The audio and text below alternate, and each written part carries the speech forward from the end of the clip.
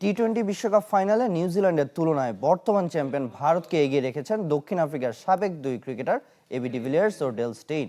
আর আসর জুড়ে সঞ্জু স্যামসনের ধারাবাহিক পারফরমেন্সে মুগ্ধ সাবেক পাকিস্তানি অধিনায়ক রশিদ লতিফ। সঠিক মাত্রার কার্বন কম্বিনেশন বৃদ্ধি করে পাইপের ডাক্টিলিটি ও হেভি লোড নেয়ার ক্ষমতা। Falcon MS pipe.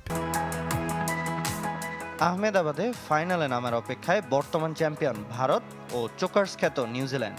যে কোনো বড় ম্যাচের আগে তারকা ক্রিকেটারদের ভবিষ্যৎবাণী ও নানা সমীকরণ মেলাতে দেখা যায়।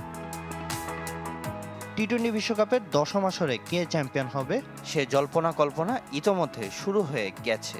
ফাইনাল নিয়ে ভবিষ্যৎবাণী করেছেন দক্ষিণ আফ্রিকার দুই সাবেক তারকা ক্রিকেটার এবি ডিভিলিয়ার্স ও ডেল স্টেইন, যেখানে তারা দুজনেই এগিয়ে রেখেছেন টিম ইন্ডিয়াকে। ডিভিলিয়ার্সের 360 লাইভ অনুষ্ঠানে স্টেইন নিজ দেশকে নয় বরং নিউজিল্যান্ডকে আসল চোকার্স হিসেবে আখ্যা দিয়েছেন। সবাই দক্ষিণ আফ্রিকাকে চোকার্স বলে, কিন্তু আমি বলবো সেটা নিউজিল্যান্ড। তারা আমাদের চেয়ে বেশি ফাইনাল খেলেও কখনো বিশ্বকাপ জেতেনি। এবার হারলে আজীবন আমি নিউজিল্যান্ডকে চোকার্স বলে ডাকবো।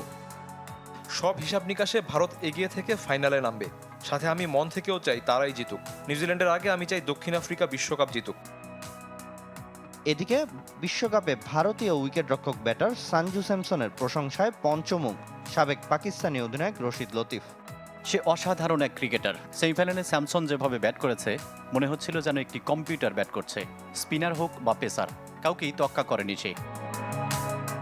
টুর্নামেন্টে মাত্র 4 ম্যাচ খেলেই আসর সেরার সংক্ষিপ্ত তালিকায় ভারতের একমাত্র ক্রিকেটার সঞ্জু স্যামসন। সেমিফাইনাল ছাড়াও সুপার 8-এর শেষ ম্যাচে ওয়েস্ট ইন্ডিজের বিপক্ষে অপরাজিত 97 রানের ইনিংস খেলেন তিনি। সামিনিয়া স্যার, চ্যানেল 24।